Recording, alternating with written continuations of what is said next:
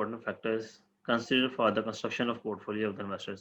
वो कहता है कि रिस्क और रिटर्न जो है किसी भी इन्वेस्टमेंट में इन्वेस्टर के लिए दो इंपॉर्टेंट फैक्टर्स हैं। इन्वेस्टर का बेसिक मकसद होता है maximising of return is the key consideration of investor. ये उसका बेसिक मकसद है कि रिटर्न को मैक्सिमाइज करे। लेकिन इसके साथ साथ but returns of securities do not move in the isolation. ये इंडिविजुअली मूव नहीं करते। Investors have the consider the risk attach with the returns of all securities of the portfolio. Her portfolio her security के साथ risk लाजमी attach होता है। Therefore, selection of securities of the portfolio is largely dependent upon the correlation among the securities। तो ये basic ज़रूरत होती है कि उनकी कोरिलेशन को चेक किया जाए सिक्योरिटीज़ की और फिर उनका उसी हिसाब से हम उनका कॉम्बिनेशन बना सकें, उनका पोर्टफोलियो क्रिएट कर सकें। नीचे आते हैं। Therefore, it is important to analyze individual risk and return of the securities as well as isolation among the securities। Mr. Adar is planning to construct a portfolio of two stocks for which he has selected stock A, but he is confused to choose among stock B, stock C and stock C। चार stocks हैं जिसमें से stock ए तो उसने select कर लिया है, अब बी सी डी में वो कंफ्यूज है कि मैं कौन सा सेलेक्ट करूं। तो ये आपने हेल्पफुल करनी है कि वो कौन सा सेलेक्ट करें। Considering the significance of the correlation among the securities, you are required to help Mr. Adil in selecting right stock for portfolio that will minimize his risk। अब हमने उसका पोर्टफोलियो क्रिएट करवाना है, ठीक है। पोर्टफोलियो के लिए हमें डाटा दिया गया। स्टॉक ए है जिसका एक्सपेक्टेड इन्वेस्टमेंट जो है वो 65,000 करेगा। इसका मतलब स्टॉक ए उसने कहा जी मैं ये लाजमी इन्वेस्टमेंट कर रहा हूँ। बी सी डी में से आपने चूज करना है। तीनों में इन्वेस्टमेंट सेम हो रही है 35,000, क्योंकि उसकी टोटल इन्वेस्टमेंट 1 लाख है, जो कि आप रिक्वायरमेंट 1 में देख सकते हैं।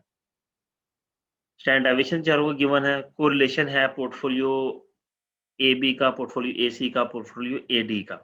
अगर बी के साथ वो पोर्टफोलियो बनाता है तो उसका कोरिलेशन क्या है, पोर्टफोलियो सी के साथ बनाता है तो कोरिलेशन क्या है, और पोर्टफोलियो डी के साथ बनाता है तो कोरिलेशन उसका क्या है।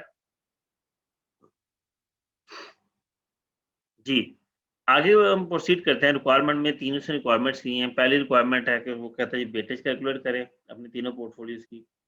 दूसरी रिक्वायरमेंट वो कहता है कि तीनों पोर्टफोलियोज का वेरिएंस कैलकुलेट करें। और तीसरी रिक्वायरमेंट वो हमें कहता है कि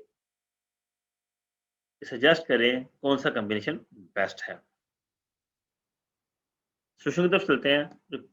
हम पोर्टफोलियो 1 हमारा है स्टॉक ए और स्टॉक बी। पोर्टफोलियो 2 जो है वो स्टॉक ए और स्टॉक सी है। पोर्टफोलियो 3 जो है स्टॉक ए और स्टॉक डी है। जी, अब पोर्टफोलियो 1 में हमने वेटेज निकाली तो पोर्टफोलियो 1 की 65% और 35% ये सेम वेटेज आएगी तीनों की। बेसिक चलते हैं हम रिक्वायरमेंट 2 में जिसमें हमने वेरिएंस कैलकुलेट करना है। वेरिएंस कैलकुलेट करने का जो फार्मूला होता है उससे पहले हम डाटा देख लेते हैं। क्योंकि फार्मूला अगर देखें तो फार्मूले में उसने weightage of stock A, standardisation of stock A, weightage of stock B, standardisation of stock B और कोरिलेशन, ये 5 चीजें रिक्वायर की हैं। इन पांचों का डाटा हमने ले लिया।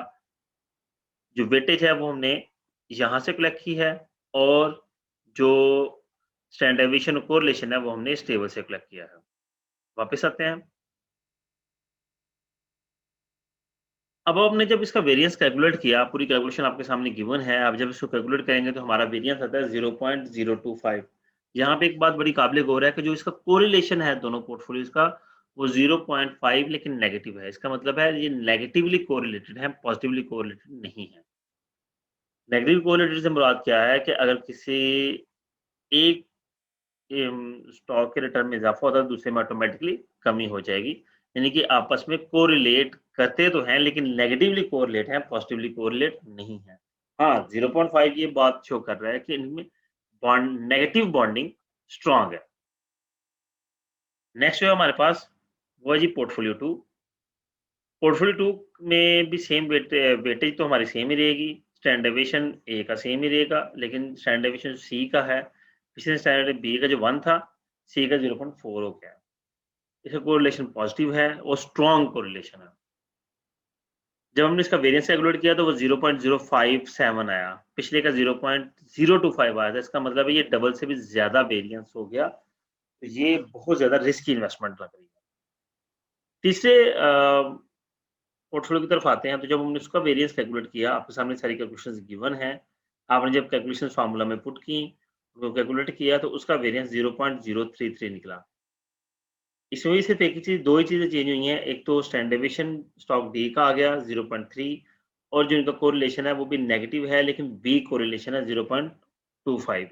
जो कोरिलेशन की बात मैं आपको बताता चलूँ कि कोरिलेशन जो है वो उसका वैल्यू 0 पॉइंट सॉरी -1 से +1 के दरमियान होती है। जितना 1 के करीब होगा उतनी स्ट्रॉन्ग कोरिलेशन होगी, जितना 0 के करीब होगा उतनी वीक कोरिलेशन होगी।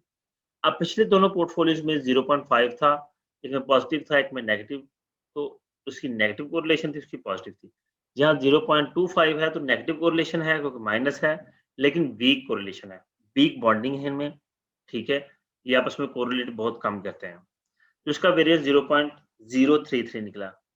अगर हम इन तीनों सिनेरियोज़ की तरफ चलें, हम ये कहें कि अगर हमने क्योंकि हर इन्वेस्टमेंट की एक डिफरेंट राय होती है। अगर हम ये कहें कि वो ये चाहता है कि वो पॉजिटिव कोरिलेशन की तरफ जाए तो अल्टीमेटली उसके पास सिर्फ़ और सिर्फ़ पोर्टफोलियो बी है, लेकिन उसका रिस्क बहुत ज़्यादा है। अगर वो दोनों में एनालिसिस करे तो फिर अल्टीमेटली उसे पोर्टफोलियो 1 सेलेक्ट करना है जिसका रिस्क बहुत कम है, सबसे कम उसका है। उसके बाद जो पोर्टफोलियो 3 है उसका रिस्क है और सबसे हाई रिस्क की जो है वो पोर्टफोलियो 2 है जिसमें स्टॉक बी है और उसका जो वेरिएंस है वो 0.057 है, जो कि पोर्टफोलियो 1 से डबल से भी ज़्यादा है। तो मैं ये सजेस्ट करूँगा कि हम पोर्टफोलियो 1 में इन्वेस्टमेंट करेंगे, ना कि पोर्टफोलियो 2 और 3 में। उम्मीद करता हूँ कि आपके लिए ये असाइनमेंट हेल्पफुल होगी। अपना ख़्याल रखिएगा। अल्लाह हाफ़िज़।